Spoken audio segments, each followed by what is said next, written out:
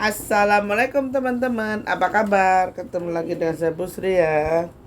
Semoga kalian selalu sehat walafiat, amin. Amin ya rabbal alamin. Ketemu lagi dengan saya ya. Panasnya ya Allah. Ntar dulu saya ngambil kipas dulu teman-teman. Kipasnya Sun Gokong. Ini kipas tukang sate. Jadi ketemu lagi, jangan bosen. Kemarin ada request untuk saya menceritakan tentang siapa sebenarnya Eyang Singolawu gitu. Eyang Singolawu juga ada juga Kiai Jala, terus Eyang Tunggul Wulung. Jadi teman-teman, di Gunung Lawu itu terdapat beberapa penunggu dan mendapatkan tempat masing-masing ya teman-teman. Nah, perlu diketahui juga teman-teman, percaya atau tidak percaya, Gunung Lawu ini adalah tempat titik tengah di mana tempat bertemunya antara sosok gaib dari arah utara dan selatan. Itu titik tengahnya itu ada di Gunung Lawu. Jadi jangan heran kalau misalnya di Gunung Lawu itu terkadang ada badai yang sangat besar. Seketika hujan deras itu dan perlu kalian cermati bahwasanya badai itu hanya akan terjadi di sepanjang jalur pendakian. Di tempat Boyem dan di tempat warung-warung yang lain itu tidak akan terkena badai. Itu kalian perlu ketahui bahwasanya di Hargodumilah itu adalah titik masuknya ruang gaib dari Gunung Lawu teman-teman. Ada juga di Gunung Lawu ini orang yang berkata kasar atau berniat kurang baik saat mendaki sudah pasti akan digulung dan digiles oleh penunggu dari Gunung Lawu ini sendiri. Itu bukan apa-apa ya teman-teman, karena apa? Penghuni Gunung Lawu itu merasa bahwasanya dirinya ini menjadi menjadi tuan rumah. Jadi penghuni Gunung Lawu ini akan merasa tersinggung, merasa tersenggol jikalau seseorang ini berkata kasar ataupun berkata kasar terhadap, itu menyinggung perasaan penghuni Lawu. Dan satu hal lagi, kenapa di Gunung Lawu itu tidak boleh memakai baju hijau? Karena seperti yang saya alami yang sudah masuk ke alam gaib, itu baju itu adalah penghinaan bagi penghuni Lawu sendiri teman-teman. Makanya barang siapa yang berkata kasar, yang memakai baju hijau dan segala macamnya, maka akan mendapatkan balasan di akhir perjalanan. Balasannya itu pasti di akhir perjalanan teman-teman. Enggak mungkin akan dibalas itu di tengah jalan, itu enggak. Jadi pembalasannya itu pasti di akhir perjalanan. Jadi sesudah mau sampai ke puncak atau sesudah melewati pasar setan, atau itu pasti baru akan dibalas oleh penghuni Lawu ini sendiri. Jadi seperti itu teman-teman. Maka mungkin sampai sekarang itu ya terserah mau bilang mitos atau apa, orang mungkin tidak akan pernah berani memakai baju hijau ke Gunung Lawu seperti itu. Nah, sedangkan di pasar setan sendiri itu terkadang seseorang itu akan mendengar rintihan, seseorang meminta tolong, seseorang yang seperti suara gamelan, terus terkadang yang paling sering itu akan terdengar suara seperti suara tengah, seperti orang dikejar-kejar gitu loh teman-teman. Nah, terus terkadang itu juga terdengar suara delman, suara kuda seperti itu. Itu memang kalau di apa namanya teman-teman, ya pasar setan tuh emang ibaratnya kayak alun-alunnya gitu teman-teman, alun-alunnya. Jadi banyak orang yang di situ melakukan eh, ritual transaksi itu di situ itu teman-teman. Jadi ya kembali lagi semua tergantung kepercayaan masing-masing ya. Nah, kadang orang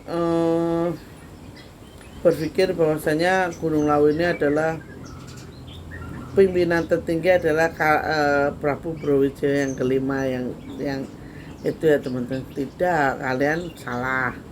Prabu Brawijaya kelima itu memang mukso di Gunung Lawu, tetapi bukan pimpinan tertinggi di Gunung Lawu. Jadi seperti itu. Gunung Lawu itu ada Eyang Singolawu, Eyang Jala, Eyang Tunggul Wulung, terus ada Eyang Suryo Kencono, ada Eyang Sambergalih, ada Eyang Druno ya, bukan Druno. Terus ada yang Weling. Jadi ada beberapa tokoh yang memang benar-benar menguasai Gunung Lawu itu. Nah, ada beberapa nah, ada salah satu kodam atau goib yang mengambil wujud sebagai singa raksasa dan bertaring bermata merah. Itu terkadang muncul, yaitu itu namanya Eyang Singolawu. Nah, Singolawu ini jadi apa ya, kalau kalian pernah ngelihat itu Eyang Singolawu ini taringnya ini tajam tapi melengkung ke bawah gitu loh teman-teman, melengkung ke bawah. Jadi taringnya ini bukan ke atas gini, bukan, jadi ini ke bawah gini, terus melengkung gini teman-teman, melengkung. Dan rambutnya itu gimbal, rambutnya ini gimbal, terus apa ini teman-teman. Nah, jadi rambutnya gimbal, terus di sini itu di lehernya ini kayak ada garis hitam gini loh teman-teman. Nah, Eyang Singolawu sendiri itu sangat ganas, sangat kuat dan memiliki energi kodam yang sangat kuat. Akan tetapi Eyang Singolawu ini adalah kodam yang setia gitu loh. Bahkan energinya kalau dibandingkan dengan macannya Prabu Siliwangi, macan Prabu Siliwangi ini masih kalah dengan Eyang Singolawu ini teman-teman. Jadi itulah yang dinamakan Eyang Singolawu. Itu sebenarnya apa namanya, sebuah kodam atau sebuah jin yang berbentuk seekor macan, rambutnya singa, rambutnya gimbal, matanya merah menyala, terus taringnya ini tajam ke bawah tapi melengkung gitu teman-teman. Ini kodamnya sangat tinggi.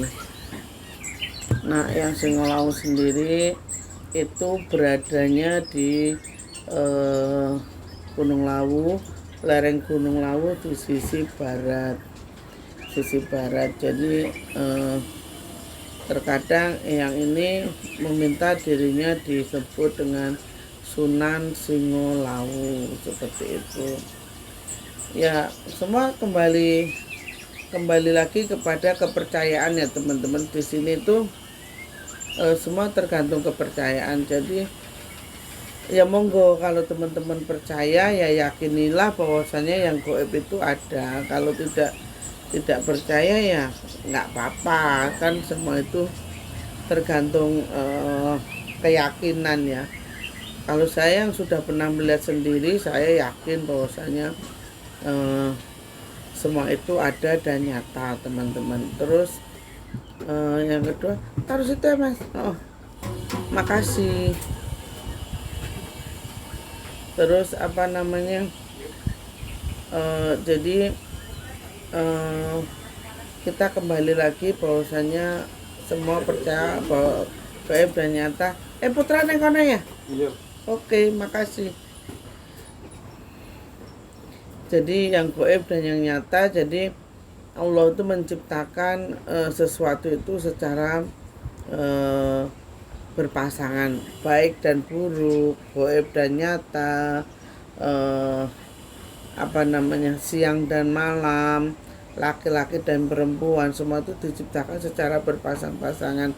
Makanya dari itu kita harus meyakini bahwasanya apa yang diciptakan Allah itu maha besar, maha maha ada gitu loh teman-teman. Terserah.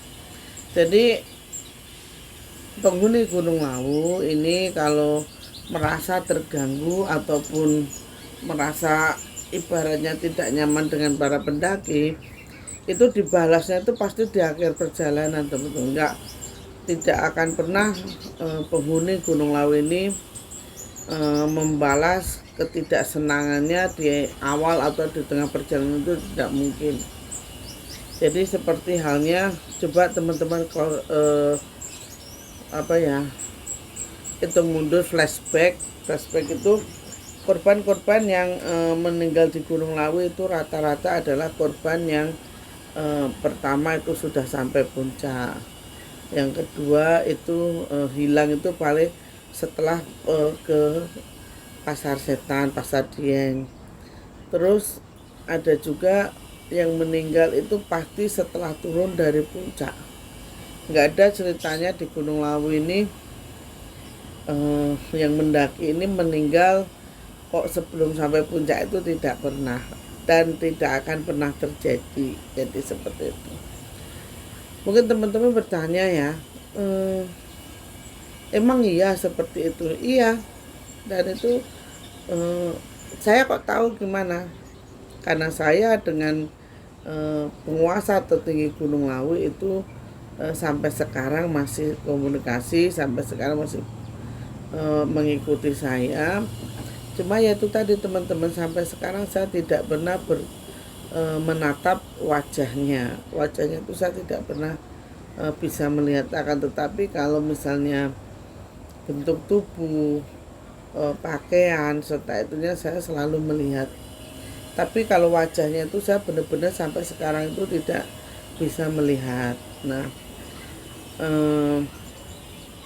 kalau yang Samber Nyowo itu saya sudah melihat wujud aslinya. Itu wujud asli dari yang Samber Nyowo itu pakai pakaian itu kayak beskap manten itu teman-teman, manten itu. Terus dia pakai pengantin kalau ada jabasan seperti itu teman-teman. Orangnya tinggi besar, jadi tinggi besar. Terus di balik punggungnya ini seperti ada cahaya gitu loh teman-teman. Kalau yang Sambernya itu seperti itu.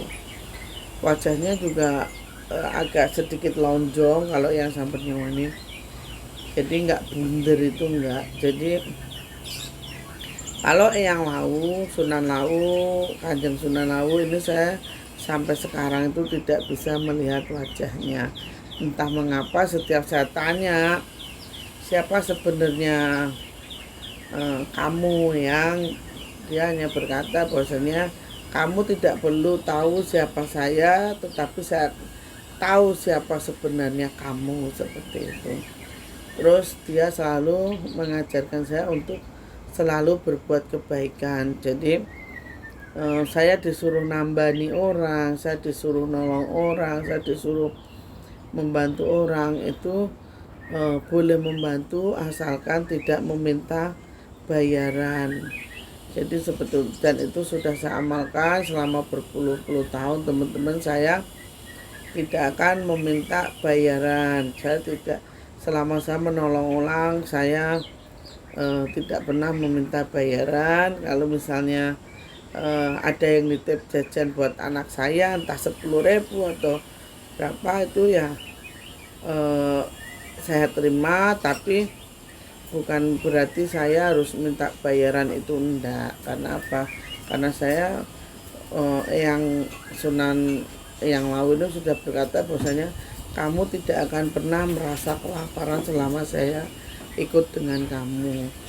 Dan alhamdulillah ya benar teman-teman, selama yang ini ngikutin saya ya alhamdulillah rezeki itu ada aja, walaupun tidak berwujud uang di lalahnya ya ada aja, ada yang memberi buah, ada yang memberi ya pokoknya ada aja, terus ada yang beri ciki kayak gitu. Jadi ya alhamdulillah, intinya saya ingin berbuat baik, ketemunya juga orang-orang baik. Jadi mudah-mudahan saya akan selalu menerima karma baik dari apa yang sudah saya lakukan. Jadi sekian ya untuk yang ingin tahu tentang Eyang Singolawu, sudah saya jelaskan via video ini.